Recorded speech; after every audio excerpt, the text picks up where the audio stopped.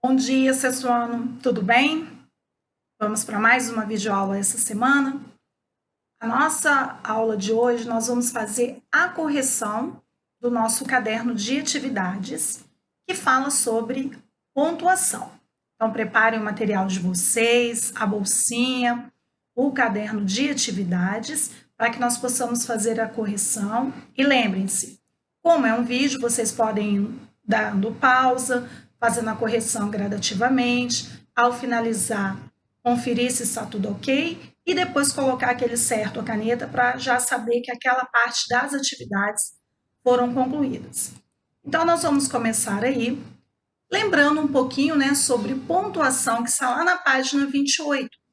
Nós vimos na videoaula da semana passada que os sinais de pontuação, eles têm a função de trazer ao nosso texto aí as emoções, aquilo que eu passo na minha fala, eu vou levar para a minha parte escrita do texto, usando então os sinais de pontuação para justamente deixar o meu texto aí com essas emoções bem visíveis. Por exemplo, eu desejo fazer uma pergunta no meu texto. Como que eu vou sinalizar essa pergunta? Utilizando ponto de interrogação, por exemplo.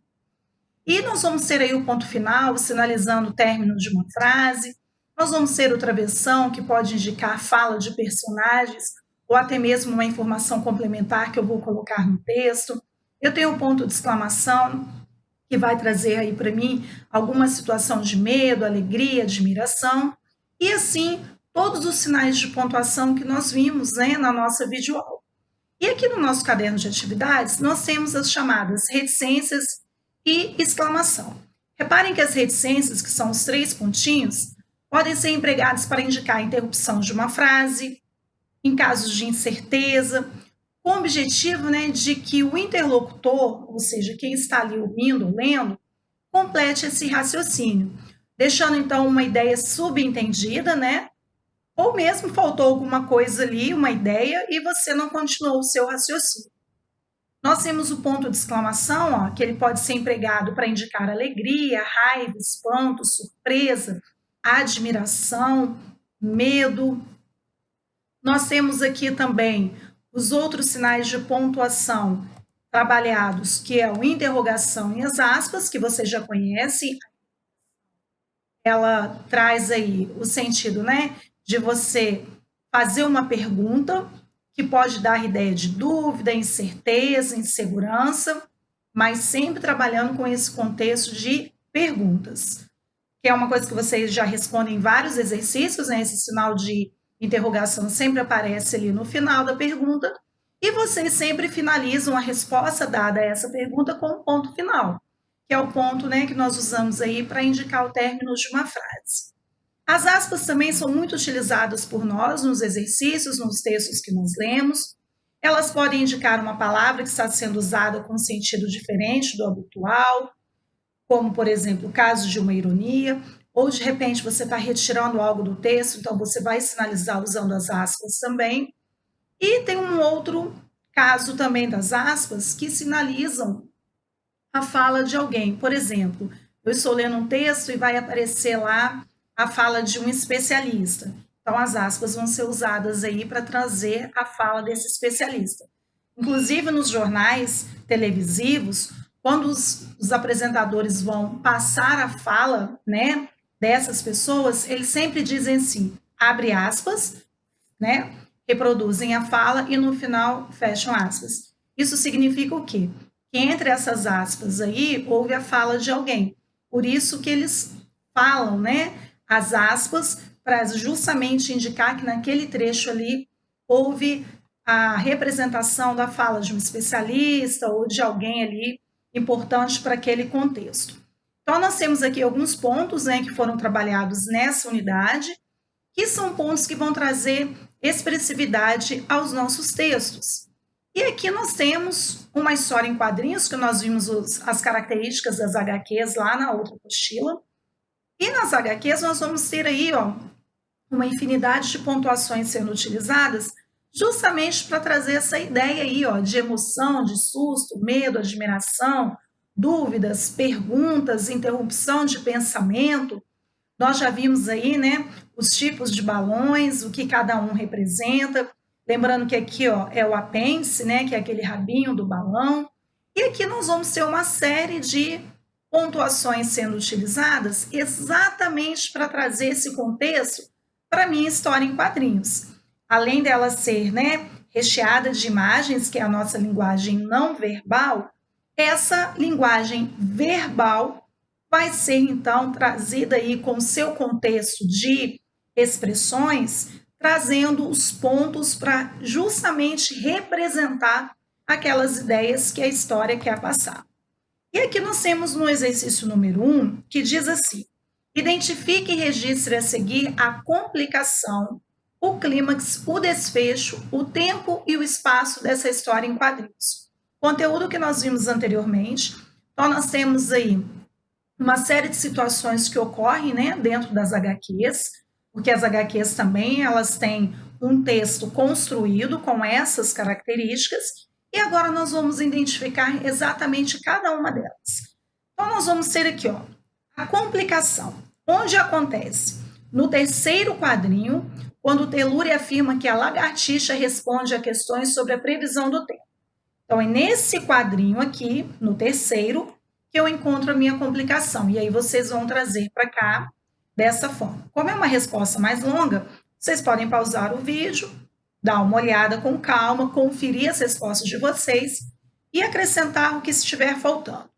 O clímax está no quarto quadrinho, que apresenta um momento de maior intensidade, quando o personagem Mendeleev acha engraçado o fato de Telúria acreditar que a lagartixa faz a previsão do tempo.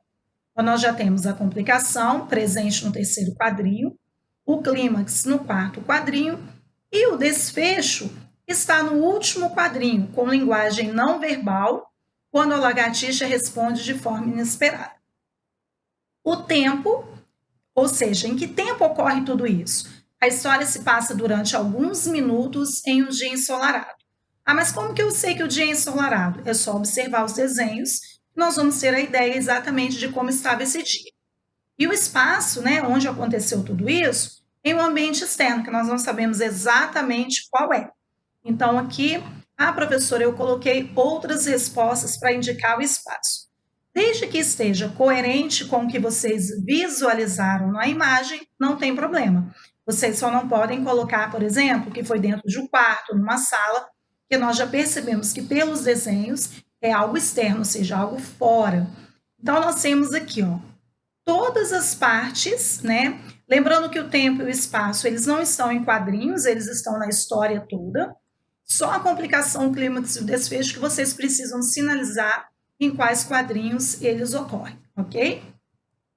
Ainda na página 30, nós temos aqui, ó, relacionar as colunas, onde a letra A representa a apresentação ou situação inicial, a letra B a complicação, a letra C o clímax e a letra D desfecho.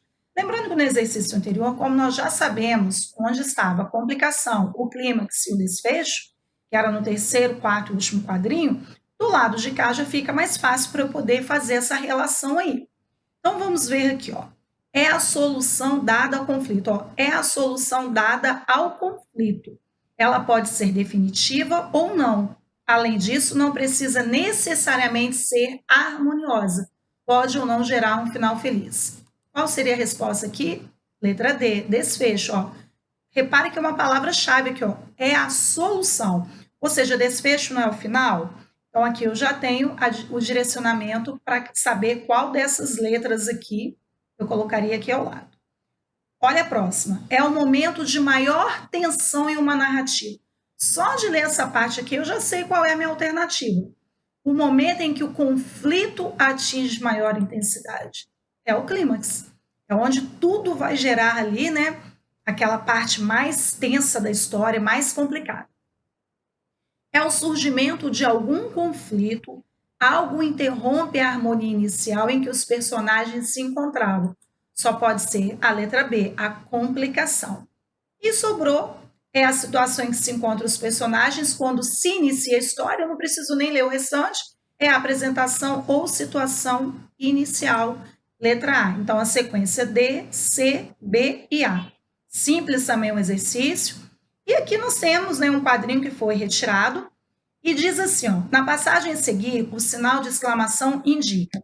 Lembrando que o sinal de exclamação ele pode trazer várias ali emoções dentro dos contextos. Então eu tenho que analisar esse quadrinho e entender se ele vai trazer ideia de espanto, tristeza, alegria ou entusiasmo.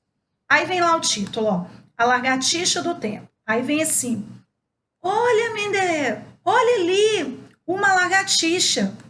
Espanto, tristeza, alegria ou entusiasmo? Entusiasmo. Espanto não teve nada de espanto, tristeza também não, e nem alegria. Foi entusiasmo ao encontrar uma lagartixa. Depois nós temos aqui, ó, outro sinal de pontuação que nós continuamos aqui explorando, ó, o ponto de exclamação.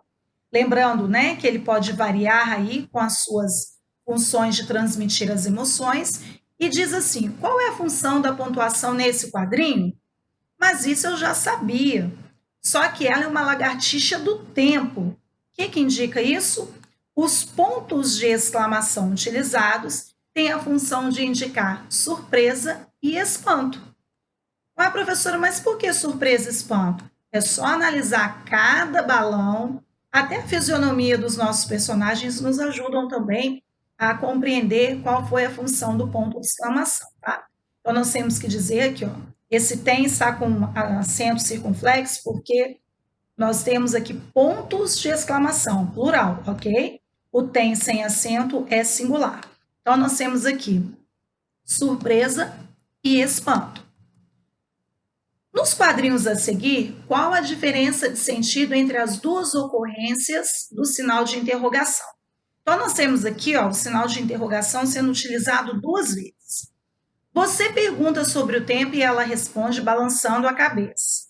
Lagartixa, vai chover hoje? Ai, ai. Existe uma pessoa mais boba que minha irmã? Vamos ver, então, o que esses sinais de interrogação vão trazer. No quadrinho 3, que foi o primeiro que eu li, indica um questionamento, uma pergunta. Vocês devem ter percebido isso na forma como eu li. Então, esse primeiro ponto de interrogação indica uma pergunta, um questionamento. Já no quadrinho 6, o sentido do ponto de interrogação tem o sentido da frase de afirmação. Ou seja, apesar de ser um ponto de interrogação, o sentido da frase é de afirmação. Ou seja, existe uma pessoa mais boba que minha irmã? Eu estou usando o ponto de interrogação, mas eu estou afirmando que ela é uma pessoa o quê? Boba, certo? Então, ó, essas perguntas retóricas, que é o caso aqui ó, do quadrinho 6, não funcionam como questionamento, mas como aferição ou negação, ok? Pause o vídeo, confira suas respostas, complete o que ficou faltando. Quanto mais completa a resposta, pessoal, melhor é. Depois nós temos aqui ó, o uso das aspas, outro sinal de pontuação aqui. Nós vamos colocar V se for verdadeiro e F para as falsas. Já sabemos aí para que as aspas são usadas. E aí a letra A diz assim: as aspas podem ser empregadas para destacar palavras que estão sendo usadas em sentido diferente de seu sentido mais comum. Só pode ser verdadeiro. Inclusive está lá no caderno de atividades. As aspas são empregadas apenas para indicar dúvida, incerteza, insegurança? Claro que é falso. As aspas são empregadas para indicar a interrupção de uma frase em casos de falta de ideia, incerteza ou interrupção? Falso. Quem faz isso são as reticências. As aspas são empregadas somente para indicar alegria, raiva, espanto?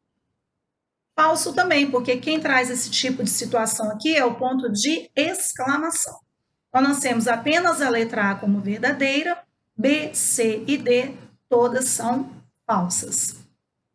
No exercício 7, sabendo que as aspas são utilizadas para destacar palavras e expressões deslocadas de seu sentido habitual, o que é seu sentido habitual? Aquele sentido que nós usamos no dia a dia, que nós chamamos de sentido denotativo, o sentido real. O sentido habitual fora, nós podemos falar que é o sentido conotativo ou figurado, quando eu atribuo um novo sentido àquela palavra. Então, ele pede aqui ó, que nós façamos o quê? A reescrita das frases, empregando as aspas de maneira adequada. Que belo trabalho! Você conseguiu estragar tudo o que já estava feito. Então vamos ver aqui, ó. Que belo trabalho, ó, entre aspas aqui. Ou seja, quando eu falo belo trabalho, a ideia original é de quê? De elogio. Mas quando eu olho todo o meu contexto aqui, eu estou sendo irônica. Por isso que as aspas ficaram aqui, ó, entre belo, certo? O belo aqui foi usado com outro sentido. O restante da pontuação permanece o mesmo, tá, pessoal? Os pontos de exclamação não são alterados. O filho ouviu um redondo não do pai. Fácil, hein? Onde vão ficar as aspas? Em redondo. Aspas no início, aspas no final. Show, hein, pessoal? Exercício super fácil, hein? Mamão com açúcar. Esse anjinho briga com todos que estão por perto. Todo mundo já sabe aqui qual é a palavra, né? Anjinho. Olha só como é fácil, ó. Letra A, belo, foi usado com outro sentido, redondo com outro sentido e anjinho também com outro sentido. Exercício simples, fácil, só mesmo ficar atento aí onde colocar a pontuação correta. Ele ficou tão animado ao saber que trabalharia o fim de semana inteiro. Qual é a palavra? Animado. Esse café fraco, frio e sem açúcar está ótimo. Tá vendo? Todas são irônicas. Quais são as palavras aqui, ó? Ótimo. Que o café tá fraco, tá frio, isso é um café bom? Claro que não. Então, o ótimo aqui, ó, foi usado com outro sentido. Esse gênio conseguiu errar todas as questões. Como vocês já ouviram essa frase, né? Qual é a palavra? Gênio. Entre aspas aqui. Todas foram usadas com outro sentido, diferente do sentido usado aí para situações específicas. Ou seja, eu trouxe novos sentidos a essas palavras. E aqui nós temos o sentido que as aspas conferem às palavras que você reescreveu lá. Então, vamos ver? As aspas empregadas, ó, nas palavras belo, anjinho, animado, ótimo e gênio, indicam ironia. Essas aspas empregadas na palavra redondo indicam metáfora. Metáfora é uma figura de limpagem que trabalha com a ideia de comparação. Inclusive, se vocês quiserem anotar, eu vou repetir aqui, pausa o vídeo e vocês completem. Então, ó, belo, anjinho, animado e ótimo, e gênio, foram usados no sentido de ironia. A palavra redondo indica metáfora. O que é metáfora? É uma figura de linguagem de comparação. Nós já vimos essa palavra aí, comparação, ou seja, está sendo comparado algo com outra coisa. Então, essa figura aqui, chamada metáfora, traz a ideia, então, de comparação. As reticências, que são aqueles 3 pontinhos, são usadas para quais situações? Interromper um pensamento? Verdadeiro. Indicar hesitações? Verdadeiro. Indicar espanto? Falso, porque aqui quem traz esse contexto é o ponto de exclamação. Indicar uma ironia? Falso. Isso aqui quem traz essa ideia, ó, são as aspas que nós acabamos de ver no exercício 8. Realçar uma palavra? Falso. Quem faz isso aqui também são as aspas. Reparem que os exercícios aí são bem simples, bem objetivos e tem toda essa explicação lá na primeira página do caderno de atividades desse assunto, sobre pontuação. Então, nós temos uma sequência V, V, F, F e F. Então, pessoal, nós encerramos aqui a nossa correção do caderno de atividades. Caprichem nas correções, façam todas elas, completem, não deixem ficar faltando nenhuma informação. Finalizem colocando um certo a caneta, porque nós estamos finalizando a nossa apostila 2, tanto a apostila quanto o caderno de atividades, porque na próxima semana nós vamos estar usando o nosso material do volume 3. Então, isso aí indica que nós fechamos com todos os exercícios corrigidos, explicados, e aí vocês façam isso sinalizando com caneta o certo em cada atividade. Desejo uma ótima semana para vocês, bons estudos e até a próxima aula, pessoal. Fiquem com Deus.